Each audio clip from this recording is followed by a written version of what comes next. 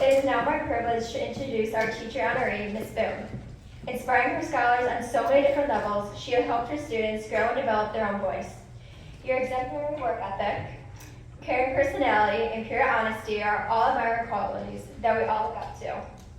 You are on the stage not by chance, but by our students' choice. It was them who chose you to speak tonight about character. So many of your students have come forward to say how you've touched their lives in so many different ways, and how you're an inspiration whether you know it or not. Thank you for all that you do, inside and outside your classroom. So please, everyone, give a warm welcome to our teacher honoree, Ms. Boone.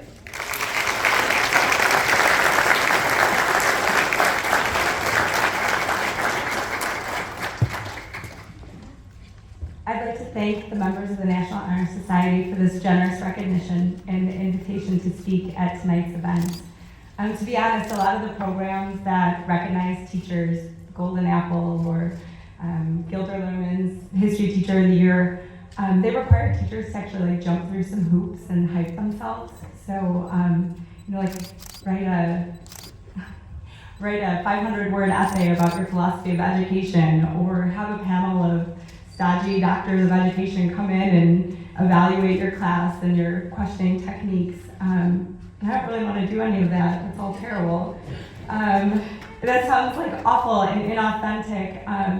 But this, really from my perspective, this is like the pinnacle of teacher recognition. So thank you. It means a tremendous amount coming from you, my long-suffering scholars. So chances are that if you have been one of my long-suffering scholars in either of my classes, you've heard me talk at length about the many people that I admire and respect. And to my students, I label those folks as my intellectual crushes. And really, all of them embody the pillars of the National Honor Society. There are so many examples of individuals who have garnered my attention over the year, and I brought visuals, and they're like super low-tech visuals. I have tape. This isn't awkward at all, which is great. So most of my intellectual crushes, here they are. I didn't do hearts. I embellished. Okay, so most of my intellectual crushes, they garnered my attention because of their scholarship. Historians like Jill Lepore from Harvard, or Colin Calloway from Dartmouth, or even travel guru Rick Steves. I mean, he's dreamy. Others have caught my eye because of the virtue of their leadership. Academics like Dr. Ibram X. Kendi, who's the director of Boston University Center for Anti-Racist Research. And still others have drawn me in based upon their service to humanity, as the late Norman Borlaug, the father of the Green Revolution, did in applying his research in agriculture to legitimately feed the world. Suffice to say that my intellectual crushes are numerous, swiftly acquired, and based upon a wide range of celebrated characteristics. But the intellectual crush I'd like to highlight this evening is Dr. Paul Farmer, who has endeared himself to me based upon the strength of his character. And as you can imagine, I have another visual. So here he is. He's doing his work. You can't see any of this back here, I realize. Okay. I first became acquainted with Dr. Paul Farmer 2 summers ago when I picked up a book by Tracy Kidder, Mountains Beyond Mountains. Kidder's book had made my summer reading list because of all the ways in which it intersects with my AP Human Geography curriculum. It touched upon issues of inequality, development, health, politics, religion, culture, language. But as I read, I became more and more enamored by the passion and the tenacity exhibited by Dr. Paul Farmer, a man who would cure the world. At age 28, Dr. Farmer co-founded Partners in Health, a nonprofit organization which committed itself to the notion that quality healthcare was a human right. Partners in Health founded clinics initially in Haiti, where the medical team led by Dr. Farmer focused their energies on treating tuberculosis. TB, like many infectious diseases, glaringly reveals healthcare inequities. According to the World Health Organization, it's the deadliest infectious disease in the world, infecting 10 million people in 2018 and killing 1.5 million people. More than 95% of those cases occurred in the developing world. But here's Dr. Paul, as his Haitian patients call him, making regular trips back and forth from Boston to Cambridge.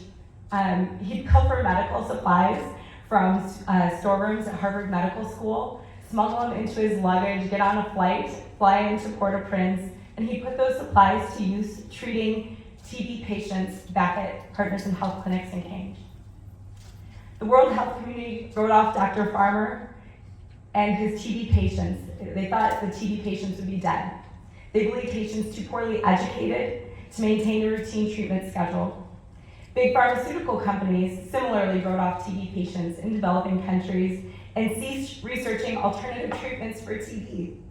To the pharmaceutical companies, there was no financial benefit to be gained by researching treatments for the impoverished, a group of people unable to pay for their treatment. So Dr. Paul and Partners in Health battled this inequity for more than 2 decades by treating and preventing TB in some of the poorest and most vulnerable communities in the world. Their community-based approach to care resulted in some of the highest cure rates and lowest treatment default rates ever recorded, and more importantly, proved to global health experts and pharmaceutical companies alike that Dr. Farmer's methods were both sustainable and transferable. I think it's fairly obvious why I would form one of my intellectual crushes on Dr. Paul Farmer and hold him up as a model of strong character. However cliche it might sound, he illustrates the ability of an individual to make a difference in the world. He made a difference based on the strength of his convictions and his resolve to do the right thing for his patients regardless of the obstacles. And he also cursed like a sailor, which I actually kind of like. On February 21st of this year though, I was driving to work and I learned about Dr. Farmer's passing. He died in Rwanda, one of the many countries that Partners in Health has established partnership with, at the age of 62.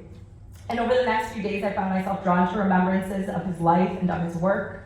And one of these in particular stood out to me. One of his associates in Partners in Health had once asked him how he kept from becoming disillusioned and burned out by his work. And his response was, by doing hard things with friends. Last visual.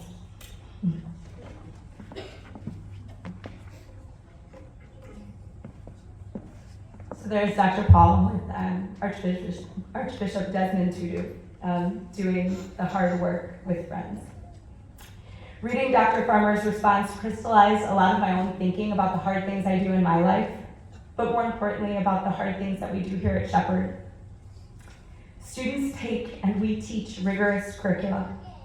Administrators lead and strive to keep our buildings safe. Our coaches and teams train together and exhibit their athleticism and skill in competition. And maybe the most impressive, some groups like Showfire literally sing and dance in coordination while wearing formal heels. I'm like these risers. And as like Ellie and Hoikla and Ella, like they swoop their hair and like they do all of this. Like these are objectively challenging things that these kids do, right? All of these things are objectively challenging, and based upon the time commitments and complexity, all invite burnout, all invite fatigue, all invite disillusionment. But all of these challenges are worthy and important, just as Paul Farmer's are. And in all of these hard things that our kids do, I see Dr. Paul Farmer's ethos reflected. Here at Shepard, we do hard things with our friends. This simple philosophy also helps me make sense of why the pandemic was so challenging. We were doing these really hard things alone. You juniors who are being inducted tonight, you started high school alone, as these little black boxes on my screen. In spite of that start, you've managed to meet the admissions criteria of NHS in terms of GPA, your involvement at Shepard, your service hours. What an impressive and resilient group of young people you are.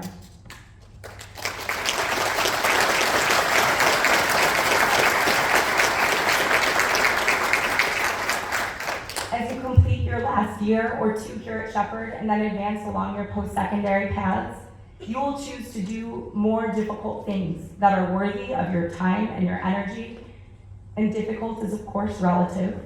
We all won't be addressing global health inequities, like maybe Ava and Natalia, I think that's their wheelhouse, so they're gonna fix that for us. But we can all be assured, though, that as we endeavor to do these hard things, we may feel disillusioned by the enormity of the task or the repeated obstacles that thwart our progress. But when this happens, I hope you're able to channel that farmer ethos and use it to renew your commitment, your convictions, and your purpose in whatever hard thing you and your friends aim to do. NHS members, thank you again for your time this evening, for your continued commitment to embody the pillars of scholarship, leadership, service, and most importantly, your character, and the hard things you do at Shepard.